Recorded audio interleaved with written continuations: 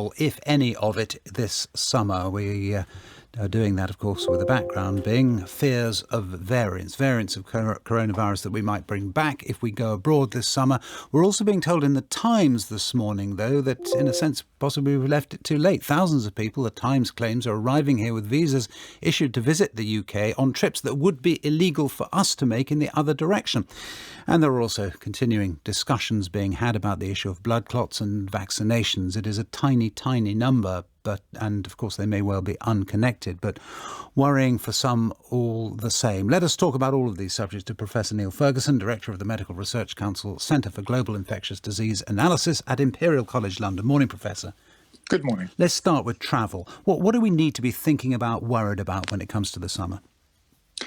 So I think the key thing is exactly what you said. It's the risk of importing variants which might undermine our vaccination programme. And the one we're particularly concerned about at the moment is the South African variant called B1351.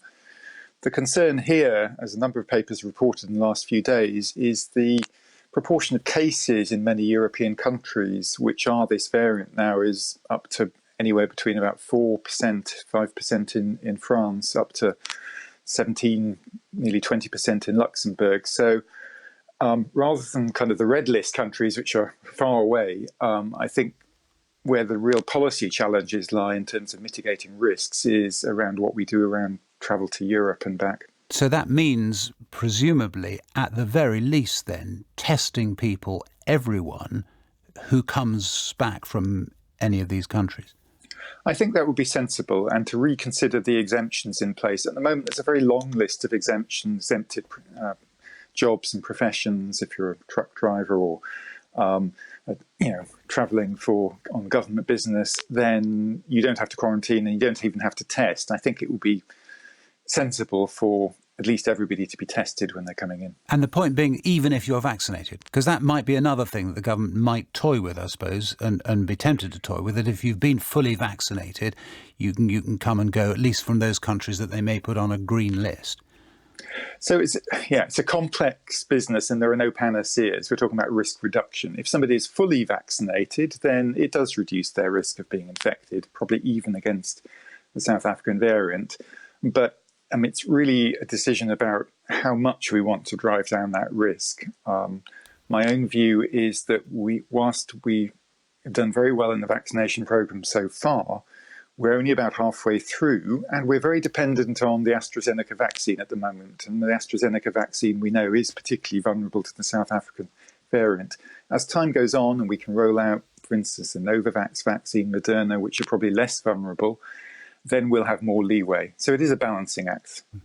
And what about this report in the Times? I don't know whether you've seen it or not. It seems rather extraordinary. And the government said they don't recognise these figures. But the Times is claiming this morning that of the roughly 20,000 people arriving every day in Britain from abroad, about 40% are tourists. I can't verify those figures either. It would be alarming if that was the case, given the restrictions within the country.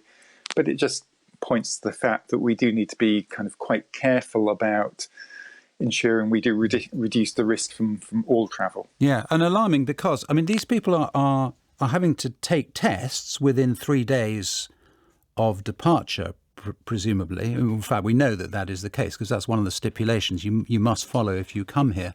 But that's it. They then got to quarantine when they're here. But I guess the fear will be that it's too late. Tests when they arrive here as well as quarantining. Right. So there are measures in place to reduce the risk. But of course, at the moment, the more people are coming in, particularly from areas with these variants, the more risk that poses in the country. And we are detecting cases of the South African variant almost every week within the UK. So this is not something we can keep out forever, but keeping it out for as long as we can and keeping it at a low level for as long as we can. The levels here are much, much lower than they are across the channel, would be beneficial. What can we say to people who are worried about the AstraZeneca vaccine? And we know that those fears have been stoked to an extent for political reasons across Europe, but we also know that there are serious scientists who are wondering, at least, if there may be a causal link between the vaccine and some very rare blood clots. What is your thinking? It is a very difficult thing. We want to give the clearest information possible about risks and benefits of vaccination without, either disguising any risks which may exist, but without causing alarmism. And I struggle with that myself. In terms of the data at the moment, there is increasing evidence that there is a rare risk associated, particularly with the AstraZeneca vaccine, but it may be associated at a lower level with other vaccines, of these unusual blood clots with low platelet counts. It appears that that risk is age-related, may possibly, but the data is weaker on this, be related to sex. And so the older you are, the less the risk is. Also, the higher the risk is of COVID. And so the risk-benefit equation really points very much towards being vaccinated. And I should say I've received the AstraZeneca vaccine myself.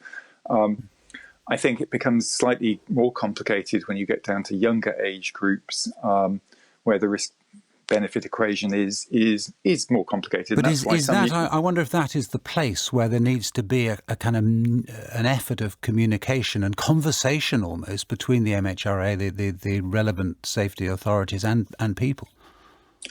Yes, and I think the MHRA, and I'm not going to second guess them, MHRA and JCVI in the UK are considering this matter very urgently. It would be good to see an age breakdown, for instance, of the rare, very rare, I think we've had about 30 total cases of this kind of blood clotting thing among over 21 million people vaccinated with the vaccine.